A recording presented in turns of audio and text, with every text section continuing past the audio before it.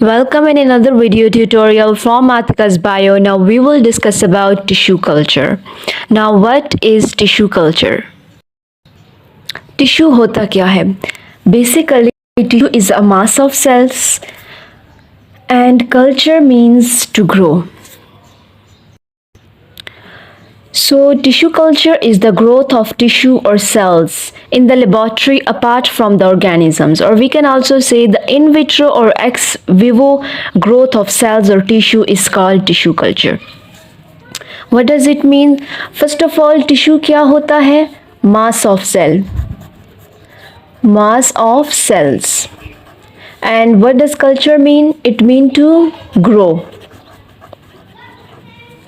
सो जब हम सेल्स की ग्रोथ करवाते हैं, not single cell, group of cells और मास ऑफ सेल्स, जब हम सेल्स की ग्रोथ करवाते हैं आउटसाइड द लिविंग ऑर्गेनिजम्स और आउटसाइड द बॉडी, कहाँ पर? कल्चर मीडिया में या लेबॉर्ट्री में जब इसकी ग्रोथ करवाते हैं ग्रुप ऑफ सेल्स की, तो उसको हम टिश्यू कल्चर कहते हैं, right? So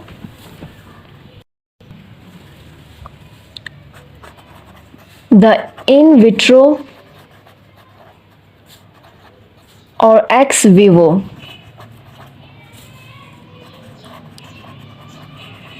growth of cells or tissue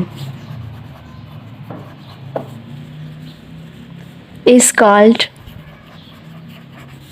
tissue culture. Means के in vitro और एक्स विवो, इन दोनों का मतलब सेम है, means outside the body of living organisms in the laboratory in a test tube, right? So laboratory के अंदर test tube में या कल्चर मीडिया में जो ग्रुप ऑफ सेल्स की जो ग्रोथ करवाई जाती है in a suitable controlled environment में, जो न्यूट्रिएंट रिक्वायर होते हैं उसको फुलफिल करते हुए जो एक टिश्यू की ग्रोथ होती है इनटू अ कंप्लीट प्लांट, उसको हम क्या कहते हैं? टिश्यू कल्चर कहते हैं.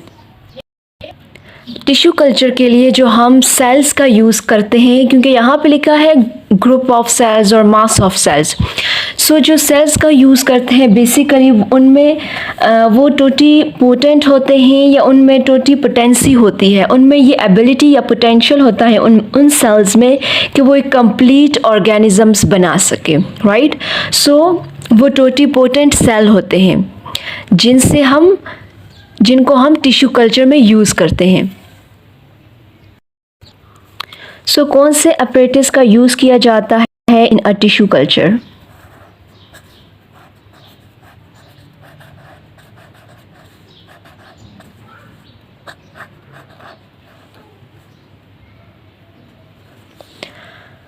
First is cell culture hood. Cell culture hood का यूज़ किया जाता है. अब सेल कल्चर हुड क्या है? बेसिकली ये प्रोटेक्ट करता है इन्वायरमेंट को डस्ट से या दूसरे कंटामिनेंट से. एक कंट्रोल इन्वायरमेंट होता है. लैमिनर फ्लो हुड यूज़ किया जाता है. इंक्यूबेटर यूज़ किया जाता है. Now what is incubator? Incubator is basically insulated enclosure in which temperature, humidity and other environmental conditions can be regulated at level optimal for growth, hatching or reproduction. Right? So इस case में basically जो incubator use होगा वो उसमें उसका environment जो है वो कंट्रोल होगा और वो बिल्कुल ऑप्टिमल होगा, यानी जिस सोर्स से हमने टिश्यू का यूज़ किया है वो प्लांट किस कंडीशन में ग्रो कर रहा है, क्या कंडीशन है, क्या टेम्परेचर है, बेसिकली हम वहाँ पे लेबॉर्ट्री में उसको वैसा ही टेम्परेचर देंगे, वैसा ही कंडीशन, इन्वायरमेंटल कंडीशन देंगे ताकि वो उसमें ग्रो कर सके जो कि उसके ऑप्टिमल हो, right? Optimal environmental condition provide करेंगे, टेम्परेचर प्रोवाइड करेंगे, पीएच जो है वो कांस्टेंट या मेंटेन होना चाहिए जिसमें वो प्लांट ग्रो कर सकता है, राइट? सो इसके साथ साथ न्यूट्रिएंट्स भी प्रोवाइड की जाती हैं एंड ग्रोथ रेगुलेटर्स भी प्रोवाइड किए जाते हैं. माइक्रो न्यूट्रिएंट, मैक्रो न्यूट्रिएंट, ये सब चीज़ें प्रोवाइड होती हैं, की जाती हैं, देन हमारे पास एक प्लांट ग्रो करता है सक्सेसफुली. अदरवाइज़ अगर किसी भी चीज़ की डेफिशिएंसी हो जाती है, कोई भी चीज़ अगर कम हो जाती है तो उसके तो इन सच केस वो प्लांट ग्रो नहीं कर सकेगा, वो वैसे उसकी ग्रोथ नहीं होगी जैसे डिज़ायर है। So next hemocytometer. It is a basically counting chamber device originally designed and usually used for counting blood cells. The next is autoclave.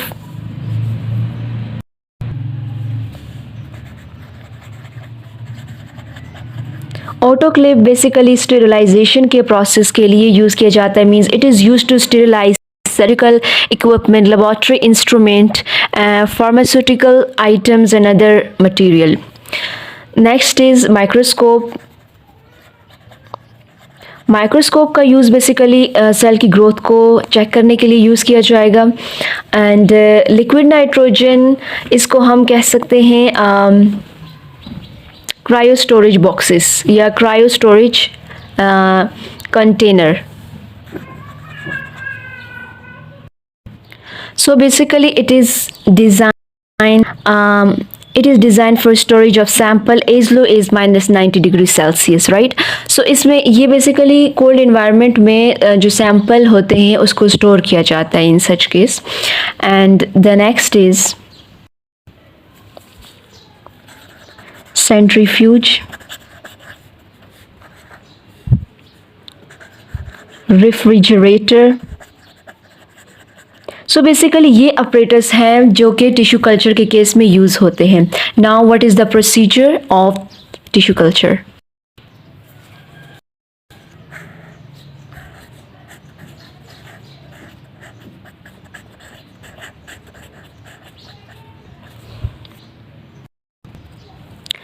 Now first step is selection of explant. Explant की selection की जाती है। अब explant होता क्या है? The part of the plant which is used for tissue culture is called explant. यानी plant का वो पार्ट जो कि टिश्यू कल्चर के लिए यूज़ किया जाएगा उसको हम एक्सप्लांट कहते हैं। इस केस में अ fresh and healthy part should be selected. It is usually a bird, leaf और रूट, राइट?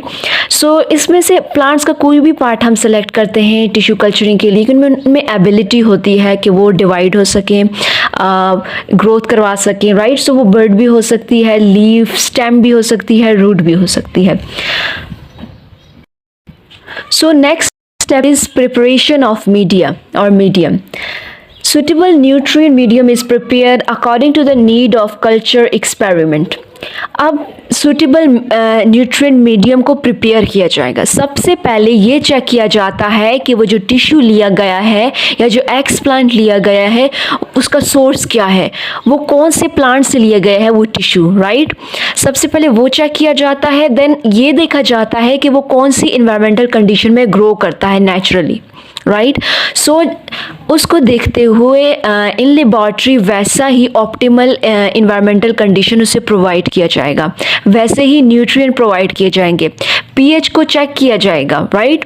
सो वो न्यूट्रिएंट प्रोवाइड किए जाएंगे जिसमें वो बेस्ट ग्रो करते हैं, राइट? सो इस तरीके से जो मीडिया है उसकी प्रिपरेशन की जाएगी। Next is sterilization. So what is sterilization? Sterilization का मतलब है डिसइंफेक्ट करना, right? So in this case sterilization जो की जाती है वो एक्सप्लांट की जाती है, यानी उस पार्ट की जाती है जो कि हमने एक्सट्रैक्ट किया हुआ है, राइट? सो इस केस में जो sterilization of explant may be done by using a disinfectant. जो हमने एक्सप्लांट लिया है उसको फर्स्ट ऑफ ऑल हम डिसइंफेक्ट करेंगे। डिसइंफेक्ट के लिए डिफरेंट मटेरियल्स यूज़ किए जाते हैं, उससे हम उसको डिसइंफेक्ट करेंगे ताकि कोई अगर उसको अगर कोई बैक्टीरियल इन्फेक्शन है या कुछ भी एज सच केस है तो उसको उससे वॉश आउट किया जाएगा या फिर दूसरा एक्सप्लांट हम लोग उसे रिप्लेस करेंगे, राइट? स्टेरिलाइजेशन के बाद हम इनोक्यूलेशन करवाएंगे, यानी एक्सप्लांट को जो फर्स्ट ऑफ ऑल इनोक्यूलेशन ये भी कहा जाता है कि एक्ट ऑफ इम्यूनाइजिंग समवन और something against a disease, right? So here basically जो एक्सप्लांट है उसको हम मीडियम में पुट करेंगे इन अ लैमिनर फ्लो हुड में, राइट? सो उसको बेसिकली हम लैमिनर फ्लो हुड में रखेंगे उस मीडियम में। Next is इनकल्केशन। इनकलकेशन क्या होता है? बेसिकली कल्चर जो है is incubated in the incubator at 25 degree Celsius and 50 to 60% relative humidity. So इस केस में जो कल्चर है उसको हम इंक्यूबेट करेंगे इंक्यूबेटर में। इसका क्या मतलब है? मीन्स उस जो हमने एक्सप्लांट लिया है उसकी ग्रोथ करवाई जाएगी, जो सेल्स मास ऑफ सेल्स लिया है या जो टिश्यू लिया है उसकी ग्रोथ होगी, right. So in the next step जो हमारे पास जो सेल्स हैं जिनकी हमने ग्रोथ करवाई है वो आगे से एक्सप्लांट जो है वो कैलस की फॉर्मेशन कर देंगे, यानी उनकी मल्टीप्लिकेशन हो जाएगी। किसकी मल्टीप्लिकेशन होगी? मास ऑफ सेल की, right.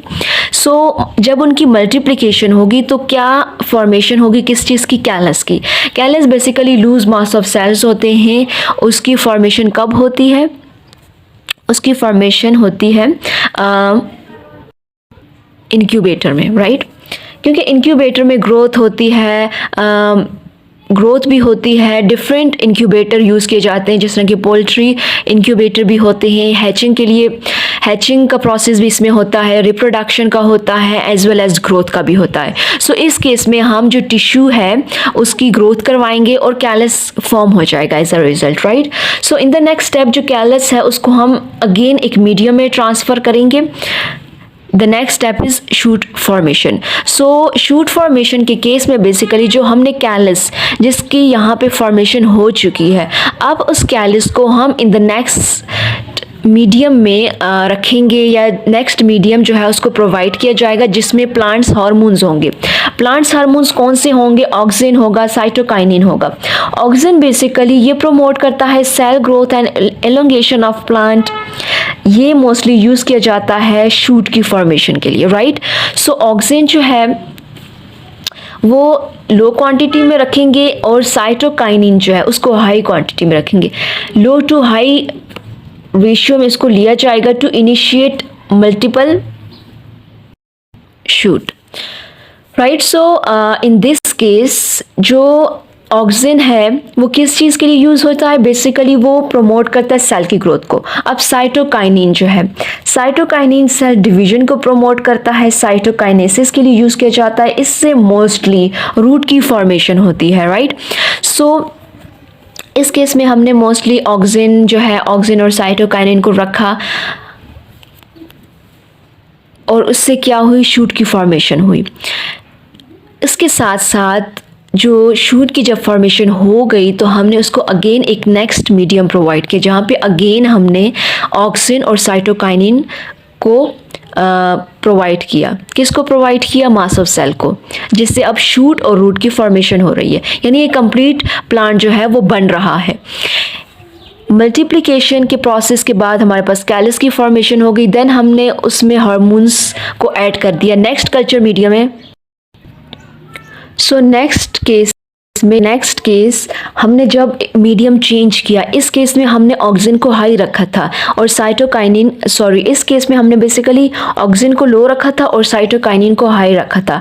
But in the formation of root हमने ऑक्सिन को हाई कर दिया। ऑक्सिन की जो अमाउंट थी या उसकी जो कंसंट्रेशन थी उस हार्मोन की, उसको हमने हाई कर दिया और साइटोकाइनिन जो है उसकी कंसंट्रेशन को लो कर दिया ताकि मल्टीपल रूट की फॉर्मेशन हो सके, राइट। सो इस केस में इसके बाद जो नेक्स्ट स्टेप है हार्डनिंग। हार्डनिंग में basically plantlets are harden by gradually decreasing the humidity. It is necessary because young tissue culture plant have no cuticle to stop water loss. So इस case में basically young plant है, plantlet है जो कि grow कर रहा है, वो आहिस्ता आहिस्ता हार्डन हो जाएगा। क्यों हार्डन होगा? क्योंकि उस टाइम पे ह्यूमिडिटी डिक्रीज हो रही है, क्योंकि प्लांट्स के ऊपर उस टाइम पे कोई क्यूटिकल नहीं है जिससे ट्रांसपायरेशन के रेट को कम किया जाए, वाटर लॉस को कम किया जाए। जब वाटर लॉस को प्रिवेंट नहीं किया, यानी वाटर लॉस जो है उसको जब हम प्रिवेंट नहीं कर पाएंगे तो जो प्लांट होगा, जो प्लांटलेट होगा, बेसिकली वो हार्डन हो जाएगा at that time. So I think it is necessary in this case, right? So in the next step is transfer to the field, right? So hardened plantlet are transferred to the greenhouse or field. Last step जो है उसमें जो plantlet है उसको एक green house में या फिर एक फील्ड में ट्रांसफ़र कर दिया जाएगा। So क्या है टिश्यू कल्चर के? The production of exact copy of plants. इस केस में जो प्लांट्स हैं हम उनकी एग्जैक्ट कॉपीज़ को बेसिकली प्रोड्यूस करते हैं। फॉर एग्जांपल अगर कोई प्लांट जेनेटिक इंजीनियरिंग के थ्रू अगर कोई बनाया गया है, अगर उसको हमने ऐसे डिज़ाइन किया है कि उसके जो फ्रूट्स हैं, जो उसके प्लांट्स के जो फ्रूट्स हैं वो अच्छी क्वांटिटी में हैं और उसकी क्वालिटी भी बेस्ट है, सो एट दैट टाइम हम उसको जेनेटिकली इंजीनियरिंग के थ्रू बार बार नहीं बना सकते। सो उस टाइम पे हम उसको टिश्यू कल्चर के थ्रू हम उसकी कॉपीज़ को या उसका जो नंबर है प्लांट का उसको इंक्रीज़ करेंगे, right. So the next step is to produce plant quickly.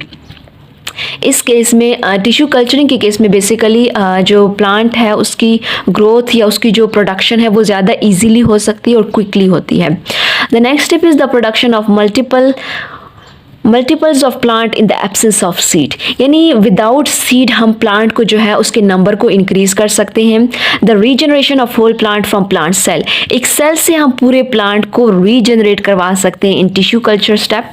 The production of plant in sterile containers, right. So to clean particular plant of viral and other infection, इस culture media के थ्रू या tissue culturing के थ्रू basically हम एक plant को viral free भी बना सकते हैं, इन्फेक्शन से डिसइंफेक्ट भी प्रोड्यूस कर सकते हैं। The production of plant from seeds that otherwise have very low chances of germination, यानी plants की seed, the production of plant from seed, वो पौधे जो कि सीड से जर्मिनेट करते हैं उनके लो चांसेस होते हैं। So we use tissue culturing for the generation of plant, right? So it helped to continue multiplication of desired organism species throughout the irrespective of season, right? So this is all about tissue culture. In the next lecture